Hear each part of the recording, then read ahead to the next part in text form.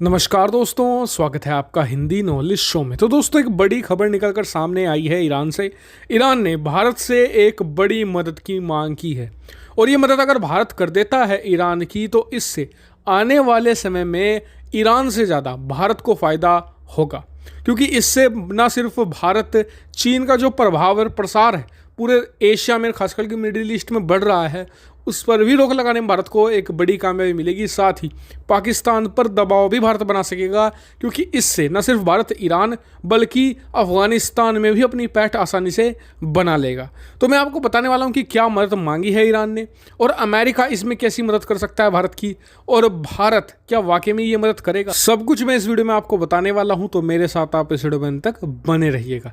तो दोस्तों, चीन और ईरान के जो संबंध है पिछले एक साल में बहुत इंप्रूव हुए हैं और इसका कारण है डोनाल्ड ट्रंप। दरअसल पहले ईरान कभी भी किसी एक देश पर डिपेंडेंट नहीं रहा करता था।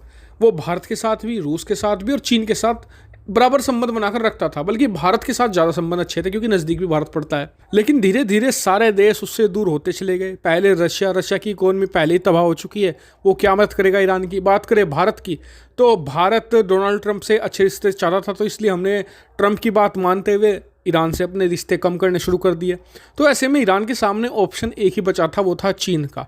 ईरान ने चीन के साथ करीबन अगले 10 सालों के लिए $400 अरब का एक समझौता भी कर लिया था, जो बताया जाता है कि सबसे बड़ा समझौता था इतिहास का, कि एक साथ $400 अरब का इतना बड़ा समझौता हो रहा हो किसी देश में। लेकिन ईरान भी जानता था कि इस समझौते के बाद वो पूरी तरीके से डिपेंडेंट हो जाएगा चाइना पर, और आने वाले समय में उसका भी हाल ऐसा ही होगा जैसे कि बाकी के देशों का हुआ है। ऐसे में ईरान को चाहिए था शक्ति का संतुलन, और शक्ति का संतुलन चीन के सामने एक ही देश कर सकता था, वो था भारत। क्योंकि अमेरिका, यूरोपियन देशों के साथ तो पहले ही रिश्ते खराब हो चुके हैं ईरान के, और रूस ऑलरेडी चीन की गोद में बैठा है। तो ऐसे में भारत ही एकमात्र ऑप्शन था, जो एक बड़ा देश है, ताकतवर भी देश है हिंद महासागर में। तो इसलिए अब ईरान ने मदद के लिए गुहार लगाई है भारत से। क्या मदद मांगी है?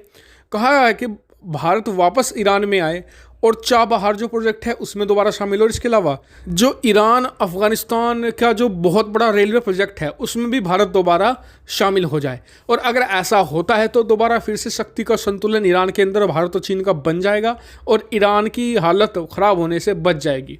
लेकिन भारत इसमें शामिल क्यों हो? क्या इससे भारत को बेनिफिट होगा? तो जी हाँ, लॉन्ग रन में बहुत बेनिफिट होगा। कैसे? देखिए, अभी अफगानिस्तान काफ़ी हद तक पाकिस्तान के जो शैडो से निकल नहीं पाता। कारण है कि वो पूरी तरीके से डिपेंडेंट है पाकिस्तान पर, मतलब कि उसके पास कोई भी सी रूट नहीं है। ऐसे में अगर चाबहार को डेवलप करके ईरान अफगान जो रेलवे नेटवर्क है उसे भारत डेवलप कर देता है, तो एक तो अफगानिस्तान पाकिस्तान की शैडो से पूरी तरीके से निकल जाएगा। इसके अलावा अफगानिस्तान के अंदर भारत अपनी पूरी तरीके से पैठ बनाकर पाकिस्तान और आईएसआई को बाहर निकाल फेंकेगा, जिससे कि भारत घेर सकेगा पाकिस्तान को। इसके अलावा जो ग्वादर पोर्ट है पाकिस्तान के अंदर, उसके काउंटर में चाबहार डेवलप हो जाएगा। तो हम चीन और पाकिस्तान की मार्केट खत्म कर सकेंगे इन द पोर्ट बिजनेस।